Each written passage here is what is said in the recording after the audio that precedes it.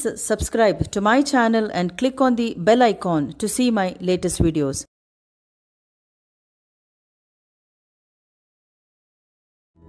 Chapter 5 Illusory Incompatibility. The Telugu literary genius Sri Kokkonda Venkataratnam, who earned name and fame for his unique literary contributions, failed to earn material wealth and comfort. He left behind a large family of about 30 members when his soul departed from the earthly life in 1915. The family slowly slipped into financial struggle. Sri Venkataratnam's eldest son, Sri Kumara Narsimham, who lived in Pennalurupeta, Chittoor district, took up the family responsibilities after his father's demise. He was a great Devi Upasaka and used to do the Parayana of Devi Bhagavatam as part of his daily spiritual regimen. Unfortunately, his son accidentally fell into a well and died, leaving him dejected. He retracted from family life and took to sannyasa under the name Sri Santananda Swami and established his own ashram at Madharapakkam near rural Chennai. Thus, Sri Venkataratnam's family had to face further hardships. Kamalamma was hardly 11 years old then. Though married, she was in her paternal home and had to yet join her husband and parents-in-law. Her husband, Sri Satyanarayana, was not quite attracted to her. He even felt slightly irritated and distanced by her puja schedule and detached attitude. As a young boy, he could not understand or find the reason behind her behavior, which was so different from girls of her age. Even Srimati Kamalamma did not show any special interest in joining her husband. There was no trace of interest or inclination in leading a married life like any other girl of her age. She had a matured and well-focused mind with a sharp intellect and lived an extremely disciplined life under the influence of her father. As long as her father was alive, Kamalamma used to accompany him whenever he used to attend, participate and preside over the literary meetings. She learned many things of academic and spiritual interest by keenly observing and imbibing them. She toured the South India with her parents and visited all the prominent places of pilgrimage.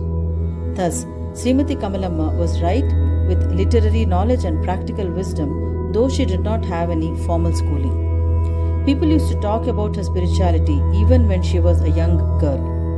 Srimati Kamalamma's strong personality and the high esteem which people had for her caused an invisible barrier between the couple. This kind of a situation is great people's lives might be surprising and hard to comprehend for people like us, since we imagine their life to be a picture perfect. When we get to know about such minor aberrations in the lives of saints and yogis, we are confronted by some basic questions of life, which always remains a mystery. Why do people born with divine qualities also suffer like ordinary mortals? What causes differences in spiritual and religious outlook, faith and integrity of values in people? Why do people belonging to the same family, born to the same parents and brought up under identical circumstances are found to vary in their integral nature, namely physical, mental and intellectual capacities?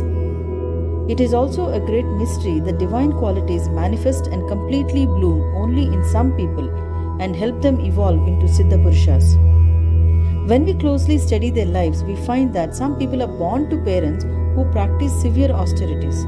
The manifested divine qualities are those of the form of deity worshipped by the parents. The same holds true in the case of negative, evil, occult practices. There is also another question that always arises in our minds when we see people having good values, integrity and intellect suffer for want of basic things in life. Why men and women who are good individuals, generally liked and respected by the society, fail to make happy families and suffer due to incompatibility. Hindu faith system attributes these problems to deviation or discontinuity in the traditional religious practices instilled in the lineage by their ancestors. Hence, Kuladevata Aradhana and Pitru Devata Aradhana should never be neglected. It is firmly believed that such omissions are bound to cause difficulties and sufferings to the ensuing generations.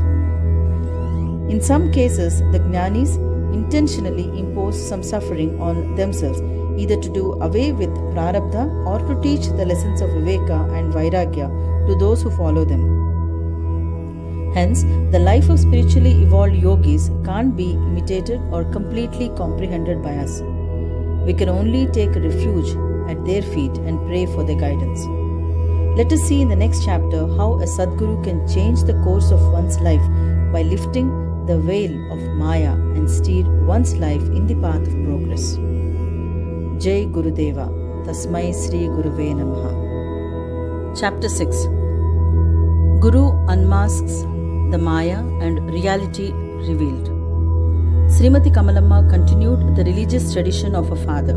She carried out the puja and other rituals of the family deity after his demise in the same tradition established by him. Her spiritual discipline and religious outlook distanced Sri Satyanarayana from her, and she continued to remain in her parental home for a long time. This was not to be permanent, since the Universal Mother willed to bring the couple together. Let us now see how this miracle happened in their lives. Sri Satyanarayana's elder brother was Sri Behera Timaraju. He lived in Madras, Tamil Nadu, and worked for Madras Railways. He was greatly concerned about his younger brother's family life and resolved to bring the couple together. Sri Timaraju used to regularly visit Sri Balatripurasundari Sameta Sri Tyagaraja Swami Temple at Tiruvattuyur, Chennai. After taking the darshan of Lord Shiva and the Holy Mother, he used to salute and take the blessings of two yogis, namely Swami Balaji and Swami Shamal Rao. The yogis lived in great austerity and were engrossed in penance. Their ashram was within the temple premises, and it was believed that they were more than century-old yogis possessing great powers of siddhi due to their intense sadhana and Devi Upasana. Swami Balaji observed that Behera Timaraju was visiting the temple daily, taking the Lord's darshanam and silently salute them with lot of faith and devotion before leaving the temple. He once asked Sri Timaraju, "I have been observing you for a long time and understand your faith and devotion to Lord Ishvara and Parameshwari. Though you leave our ashram silently, I am able to see that there something is terribly troubling you. What do you seek from us?" Sri Timaraju fell at his feet prostrated and said, "Swami, it is about my brother." Before he completed his sentence, Swami Balaji said, "I know his married life is unsatisfactory. The man and woman are poles apart and don't show interest in each other. Isn't this the issue that is bothering you? Don't worry, bring them here. They shall be fine and lead a loving life of togetherness by the grace of the Almighty." Sri Timaraju immediately brought the young couple to the ashram. On seeing them, Balaji Swami understood that the reason for Sri Satyanarayana's disinterested in Srimati Kamalamma was her divine radiance and spiritual merit, and this had gone to the extent of incompatibility among the two. As a remedy, he prescribed a diksha. For 40 days for the couple. They had to completely stay in the temple those 40 days, spending the day in puja and meditating on Goddess Balatripurasundari, having one meal a day and sleep at night within the temple premises itself. After the completion of the Diksha period, Swami Balaji asked Kamalamma, "Dear child, did you get any specific dreams during your Diksha period?" She said, "Guruji, I used to see only the form of Mother Goddess in my earlier dreams. But yesterday I dreamt that Parvati and Parameswara appeared and blessed both of us when we were seated together." Swamiji further asked her, "Was there any difference in the form of Goddess who appeared in your earlier dreams and that of yesterday?" Kamalamma thought for a while and then replied, "The form in which the mother appeared yesterday was much more compassionate, gentle, peaceful, pleasant than the earlier forms." Sadguru Balaji Swami reckoned that the divine power and nature of Kamalamma was very intense, not only due to her own sadhana, but also due to her father's spiritual practices, which he had passed on to her since she was born during his intense period of sadhana and Devi Upasana. Swami Balaji initiated them into suitable religious practices through his mantropadesham and perfected their practice under his supervision by making them stay in his ashram for some time. Satyanarayana's sadhana included the chanting of Shiva Panchakshari and Kali Mantra. Thus, his divine and spiritual powers were aroused and channelized by the Sadguru, while that of Kamalamma was moderated and steadied through Bala Upasana. They were made to realize the inherent principle of Shiva Shakti, which creates, sustains, and dissolves the universe. Now, each one appeared pleasant to the other, and they understood that they were the reflection of Parvati Parameshwara. Thus, the young couple were led into a harmonious family life with the great yogi and Sadguru Swami Balaji. They thus lived a happy and contented life, continuing their daily worship of Goddess Bala Tripura Sundari. Jai Gurudeva. Tasmai Sri Guruve Namaha. Chapter 7. Well-led family life of Srimati Kamalamma. Sri Satyanarayana took up a job in private firm at Bombay and started his family life. Srimati Kamalamma had by then attuned to her husband with the grace of her Guru. She continued her spiritual journey along with her daily family work. She learned the language as well as the customs and traditions of Maharashtra. She was a very kind and compassionate lady and could not bear to see the suffering of the people around her. Whenever people approached her asking for a solution to their problems, she suggested simple religious practices by which people were finding relief and respite from their troubles. People in the locality came to know of her divinity and helping nature. The word spread around and many more people started coming to her. Thus, she extended her help and guidance to people through her spiritual powers right from the initial days at Bombay. Her methods were easy to follow. She insisted that Shraddha and Bhakti towards the Almighty will solve all the problems. She asked the devotees to recite the holy names of Mother Goddess and glorify her various forms by chanting Lalita Sahasranamam, Khadgamala and Lalita Ashtotram, Lalita Satanamavali. Some were asked to fast on Fridays, perform Kunkuma Puja and offer Panakamu and the food that was cooked for the day to the Mother Goddess. Most of the problems of the middle class are related either to financial or health issues. Srimati Kamalamma Garu thought that these were very simple matters and could be easily solved through devoted prayers. When the problems were really severe, she used to impart her divine powers through her prayers and ask the devotees to follow Friday Diksha. Thus, the devotees' problems were solved even without their knowledge or strain.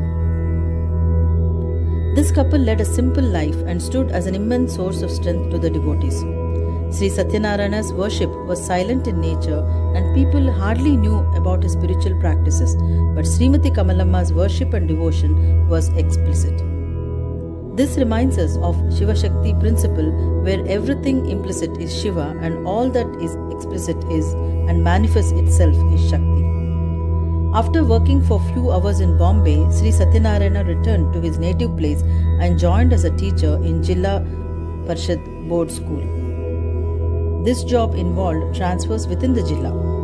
He worked at Rajol, Mutyalapalli, Zambaladevi, Gutala, Talapudi, Annadevarpeta, Kovuru and Kollagudam villages.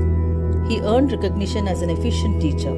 Since the amenities were insufficient in these villages, his family was put up at Annadevarapeta for some years and at Kovuru for few more years. Sri Kamalamma and Sri Satyanarayana were thus progressing as an ideal couple, not only in spiritual aspects but also as a family unit. They were blessed with 3 daughters, namely Revati, born in 1935, Bala Tripura Sundari in 1938 and Lakshmi Sarojini in 1940. The birth of her second daughter was of divine significance. During her second pregnancy, Srimati Kamalamma often saw in her dreams a small girl holding a trident and bunches of neem leaves and sprigs hanging out of her red tongue and sitting on her lap. This little girl, who appeared often in her dreams, resembled Mother Kali. Scared by such dreams, Srimati Kamalamma mentally sought her Guru's help. He appeared in her dreams, consoled her and predicted that a divine child would be born to her and the child should be named as Bala Tripura Sundari. After that, such dreams never occurred. At the end of her term of pregnancy, Srimati Kamalamma delivered a baby girl who had the divine aspects of Kali, that is, dark in the appearance and two protruding teeth. On seeing her child's appearance, Srimati Kamalamma was highly worried. After 21 days, the child gained a pleasant appearance and the protruding teeth fell off on its own. This child grew up as Bala Tripura Sundari and took to teaching in a school. She remained a spinster and assisted her mother in the daily puja and other activities of the Peetham. Sri Satyanarayana and Srimati Kamalamma lived in a harmonious life, carrying out the duties and obligations of a householder, and at the same time they progressed and evolved towards the actual goal in life. Their life was an example which proved that Grihastha is not a hindrance for spiritual progress if partners in marriage also lived as soulmates, helping and respecting each other in their respective upasana. Jai Gurudeva, Tasmai Sri Guruve Namaha. Chapter 8. Attainment of Perfection. When Sri Satyanarayana was transferred to Gollagudam, he stayed with his family at Bhimadolu and travelled to and from his workplace every day. Their house owner, Devulapalli Sri Lakshmi Narayana, and his wife Srimati Rajeshwaramma were also worshipping goddess Bala Tripura Sundari. Thus the environment was very conducive for Srimati Kamalamma to carry on her spiritual sadhana, and those days proved to be the most fruitful ones in her spiritual life. This chapter narrates how Kamalamma Garu was chosen by the Holy Mother as her divine earthly medium. Though she worshipped her deity daily, Fridays were very dear to her since many people participated in the puja. She conducted special puja with different varieties of flowers, turmeric powder and kumkum. Panakamu was a special offering to the goddess on Friday. The prasadam was distributed to all those present there. Sometimes during the Friday evening puja, the divine spirit of the mother used to dwell in her daughter Tripura Sundari, and Srimati Kamalamma used to restore her daughter's normalcy by making her drink some panakam prasadam. This happened because Tripura Sundari was born when her mother was intensely pursuing her spiritual sadhana. Once the Holy Mother appeared in Srimati Kamalamma's dream and said that her daughter Tripuramba would soon be facing a serious health problem that could be fatal. She did not reveal her dream to anyone, fearing their anxiety. Just as the mother had warned, a fatal accident occurred. The child Tripuramba, who was playing, suddenly swooned and shaking violently under a bout of fits and bleating like a goat. Kamalamma Garu meditated on her Guru and prayed the Mother Goddess to save and protect the child. She surrendered herself completely with faith to the divine power. Gradually, the child regained her consciousness and became normal. When Kamalamma was about 40 years old, certain incidents took place by which she was tested and then blessed by the Mother herself. This helped her to reach the pinnacle of sadhana. Some of the incidents are narrated below. It was a Friday evening. Sri Satyanarayana Garu, who had returned from Gollagudam, refreshed himself and was about to enter the puja mandir. Suddenly, he was possessed by the divine spirit of Mother Kali. With his eyes red and wide open, tongue stretched out of his mouth, and fuming breath, he expressed the terrifying form of Kali Devi. The goddess in Satyanarayana's body demanded an offering of meat. Kamalamma pleaded with folded hands, "Oh Mother, don't you know that such things are not available here? Why do you put me to test? Our Gurus, Sri Balaji and Sri Shamal Rao, assured us that you shall always remain in peaceful and pleasant form and bless us. All our devotion and pujas are only to experience such a divine and compassionate form. Are you not pleased with our devotion? If so, please give up your fears and appearance and remain with us in your pleasant form as Bala Tripura Sundari and Rajarajeshwari." Thus, with repeated prayers, she offered coconut and harati. Now the Kali spirit in Sri Satyanarayana's body demanded panakamu and pulagam, a rice offering. The goddess was now pleased with her devotees' prayers and had toned down to assume the heart of merciful mother. Kamalamma quickly prepared those items and offered pulagam on a plantain leaf and panakamu in a small pot. The deity residing in Satyanarayana's body quickly gulped the food and assured that henceforth she would appear in her calm and composed form as Bala Tripura Sundari. Sri Satyanarayana returned to normalcy. That night, Parameshwari appeared in Kamalamma's dream. The mother said, Kamala, I am extremely pleased with your devotion and I shall reside as Bala Tripura Sundari in you from now onwards. Kamala said, O mother, how do I bear your divine power and can I ever give you suitable offering? You are the mother of universe, whereas I am an ordinary mortal. The merciful mother said, Kamala, it is your pure heart devotion that has won me. Even if you offer a tulsi leaf or a drop of water with devotion, I shall be pleased. For the next 3 years, I shall move by your side as a guiding spirit. Later on, I shall become one with you. You shall attain virtues of foresight, and whatever you pronounce shall become true. That is called as Vak Suddhi. You shall be worshipped just as I am being worshipped. From that day onwards, Srimati Kamalamma's life took a new turn. She was able to see people's future. Her blessings and Kumkum Prasadam worked miracles and cured even dreadful diseases of the devotees. Once, Sri Satyanarayana Garu was inflicted with cholera when he was working in Gollagudam. He reached home with high temperature and his condition was really very serious. Kamalamma cured him just with Tirtham and Kumkum Prasadam, and his good health was restored. Let us see yet another incident which established the spiritual power of Srimati Kamalamma Garu. A housewife who lived in the neighborhood fell sick and was suffering terribly. It was a common practice in those days to take the help of occultists to cure long-standing health problems because people believed that negative forces and spirits were causing the suffering. An occultist was called in this case also to drive away the evil spirits through some rituals. The lady's misery never came to an end. Instead, the occultist started blackmailing and exploiting the family. Meanwhile, due to their good fortune, a family member who had heard about Kamalamma Garu approached her for help, guidance, and relief from their problem. She immediately went to their house and demanded the occultist about his intentions. On seeing Kamalamma Garu, he realized that her positive spiritual forces were supreme and superior, and his occult and evil practices could not stand before her. He felt overpowered by her presence, apologized, and immediately left the place.